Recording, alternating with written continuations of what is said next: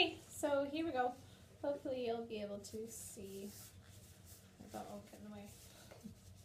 Okay, so when I'm doing my base color, I'm going to start. I'm not necessarily saying that I wouldn't always ever put a highlight down here, but we're just going to say that we're not going to for this client.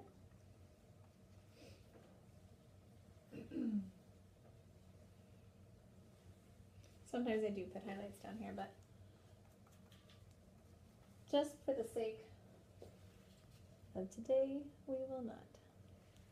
Now, if your client, if you're doing a new color, say you're not doing just a retouch, you know, then you can go ahead and comb through, feather through, whatever you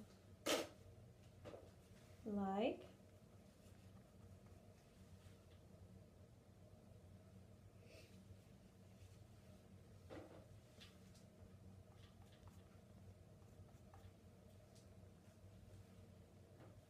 It's definitely not as easy to paint on a mannequin as a client.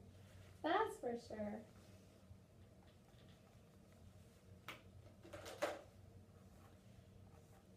Okay, so now we're going to paint on this section.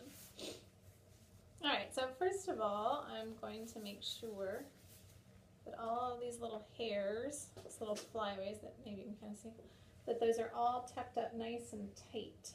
Like, I don't want that drooping down on there. So nice and tight.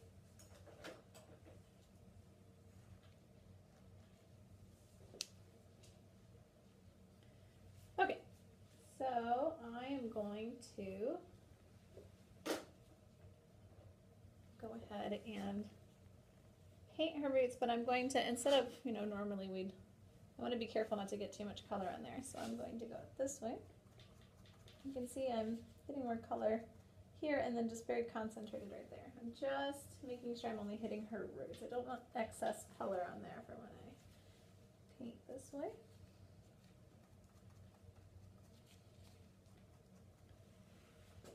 Okay, so now I'm going to do a highlight.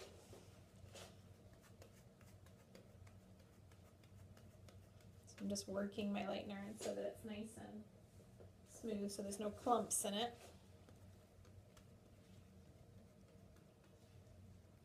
Okay, so I like to always make sure that I have a very clean brush, and I'm going to make sure that I only have my lightener just on the tip of the brush.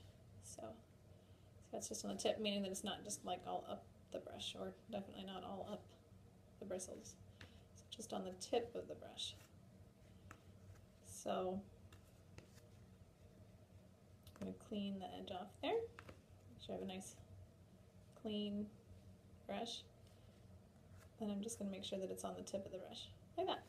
Okay, so now I'm going to take my section that I'm going to paint. So I'm going to paint on.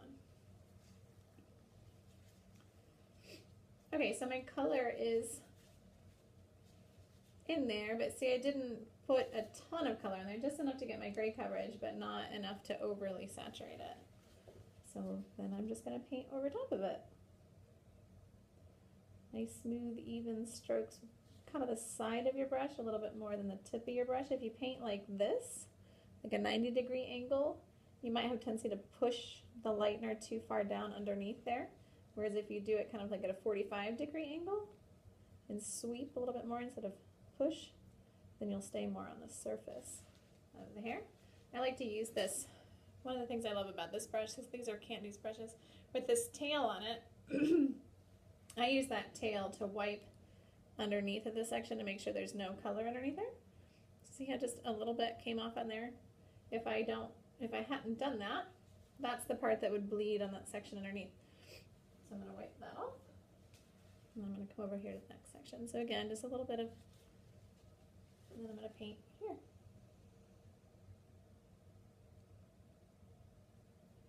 Like so. So working my way down to a V. And then I'm going to do the same thing. I'm just going to clean off the underneath of that section.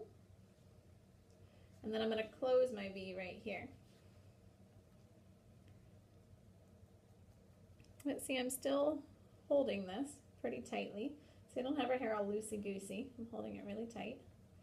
Just softly feathering that up. Now let's say that this client had had a previous foil, so she'd have a foil line right there. What you can do to blend that out is take your base color and just get a little bit on the brush and feather that in the inside of the V. And that'll soften that line out for you. Okay, so once you get that part done, you want to do that part before you let go of this because you want to keep your tension. So once I've gotten there, I've closed off my V, then I'm going to lay it on my paddle and then I'm going to saturate the ends all the way out. Like that. Okay, and then I like to again take this tip. I'm going to lift it up here, pop it up while I drop this down. And that's going to create a little space in between there, just slightly, so that it doesn't lay on top of that hair. Another thing that you can do is lift it up and lay a cellophane underneath of it. So cellophanes.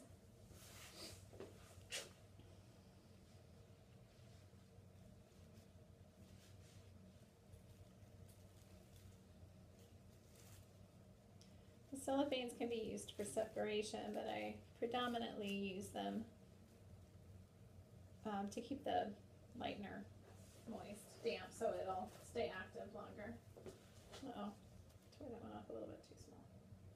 You don't want to push it down, you just want to kind of lightly lay it on there, because if you push down on it, you're going to end up creating all these yucky little bleed spots that aren't so pretty.